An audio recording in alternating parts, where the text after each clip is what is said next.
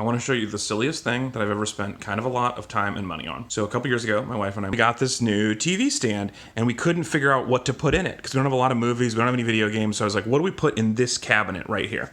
So after a lot of thinking, we decided to put our whole apartment.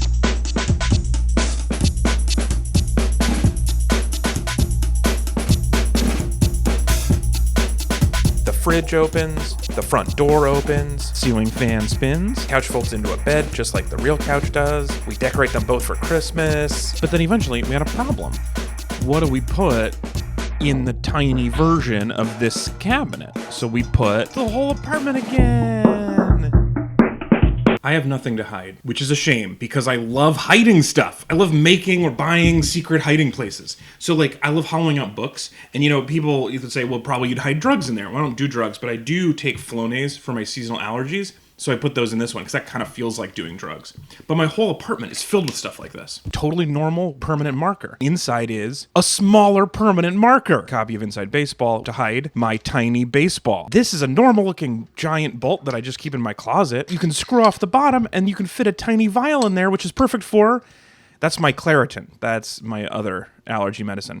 There is nothing cooler than a wall safe behind framed art, and I'm not allowed to poke holes in my wall because it's a rental, but this is a picture of a wall safe, which is almost as good since I wouldn't have anything to put in the wall safe anyway. In the fridge, I've got a totally normal looking Dr. Pepper, but of course the top screws off, and inside that is my Benadryl or Bennies. These are for my nighttime allergies. Back of my car looks like tire foam. This is where I store my Dramamine, which is kind of like I'm allergic to motion, too. And this looks like it's just 4 Shakespeare B-sides together, but if you pull out the bottom, there's actually a can of peaches. But the can of peaches is fake, and inside is a rock. But that rock is fake, it's a hide key, and that key is perfect for opening the dictionary, which is secretly a metal safe, and inside that, I put the Dr. Pepper, and the tire foam, and the pages from the Shakespeare books, and the peaches, which I'm allergic to. I have a mouse problem. Specifically, I really love them and I wanted to get one as a pet, but then I found out that my landlord's strict no pet policy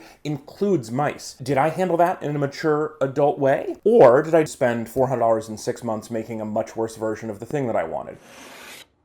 Meet the Cheesingtons, a family of mice who lives in a tiny apartment inside a book on my bookshelf. This is Brie Larson Cheesington. Obviously, she's reading something by Pepper Jack Kerouac. Also upstairs, the TV area, and they're watching Whisker, Texas Ranger. This is Amy Manchego with her little box of cheese popcorn. Down here, we've got this beautiful galley-style kitchen. On the stove is a cheesecake. Too dark? Don't worry, it's made with light cream cheese. This is the chef of the family, Gorgonzola Ramsay. I assume he's got a tiny little human underneath that hat driving around when he cooks. This whole apartment is 0 bed, 0 bath, 0.26 square feet, but it's in LA, so it's like $4,700 a month. Because of the mousing crisis. Unfortunately, this landlord also has a strict no pets policy, so I had to build them a bookshelf with a fake book with an even tinier mouse named Mice Mice Baby. I have a problem. I cannot find my keys. I know that doesn't seem like a huge deal, but as some of you know, I make a lot of secret hiding places around my apartment, so they could be almost anywhere. I normally keep them in here, but they're lost.